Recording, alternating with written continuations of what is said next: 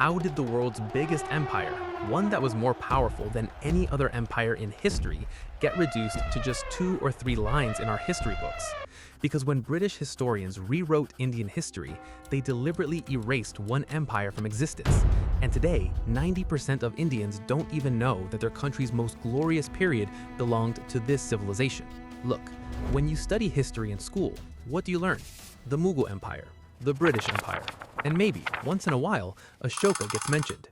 But nobody tells you about an empire that existed 700 years before Ashoka, an empire that controlled one of the world's most advanced civilizations for over 7 centuries. But here's the twist.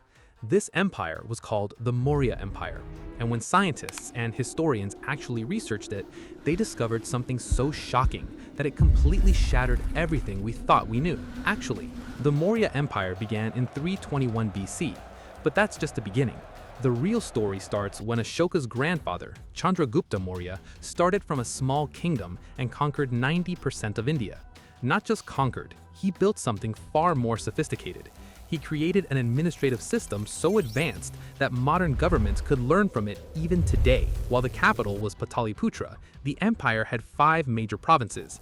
Each province had its own governor, and most importantly, they had a sophisticated intelligence network that monitored everything happening across the kingdom. But here's the most shocking thing. During the Maurya Empire, India's GDP accounted for 33% of the world's total GDP. Think about that. Out of all the money produced by every single country on Earth combined, 1/3 came from India alone.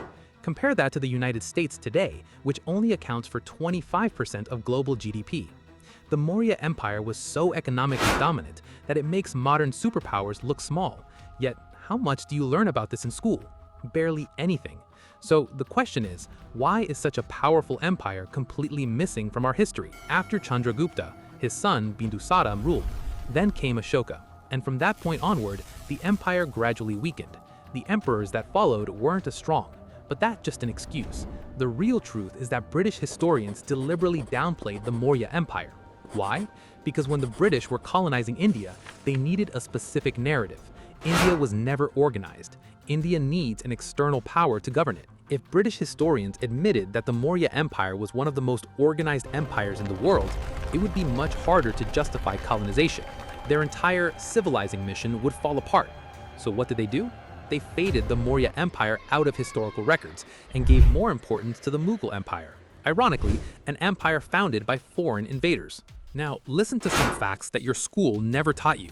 Ashoka, the most famous Maurya emperor, was so powerful that during his military campaigns, he captured 260,000 people. In a single war, 100,000 people died. This was on a larger scale than even Genghis Khan's conquests. But here's the twist. After witnessing the destruction, Ashoka felt deep remorse. He renounced violence and converted to Buddhism. Then he did something extraordinary. He built 1,000 temples. He established hospitals, universities, and roads across the empire.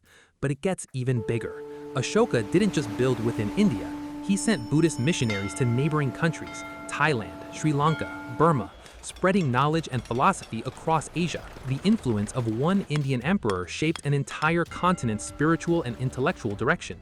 But for British historians, this was a problem. An Indian emperor this powerful, this wise, who transformed himself from a conqueror to a philosopher king, this narrative didn't fit their agenda. So what happened? The Maurya Empire was marginalized.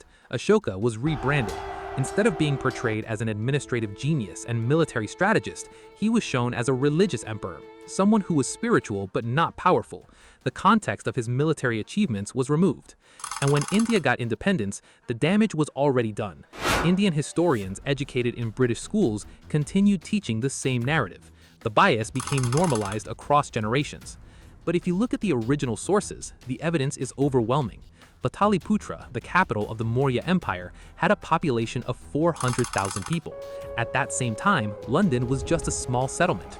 Rome wasn't even unified yet. The Maurya Empire's administrative documents show a level of sophistication that's remarkable. A regular taxation system, standardized weights and measures, trade regulations, a public works department, an intelligence network. This is the kind of infrastructure that modern governments pride themselves on, but it existed 2,000 years ago in India. So the question isn't whether the Maurya Empire was powerful. It absolutely was. The real question is, why were we separated from our own history? And here's something even more striking. Ashoka is called Ashoka the Great in our textbooks, but his grandfather, Chandragupta, who actually built the empire, most people have never heard of him. Chandragupta's story is the real one, a common man who through strategy and determination became the ruler of the world. This narrative is dangerous for those who want to maintain the idea that power is hereditary, that greatness is predetermined. So Chandragupta was erased. Ashoka was rebranded. Next time you teach your child about the Mughal Empire, also tell them this: 1,000 years before that, there was an Indian empire so organized, so powerful, and so sophisticated that it shaped the entire world. The Maurya Empire is not just history, it's a suppressed truth. And now you know exactly why it was suppressed.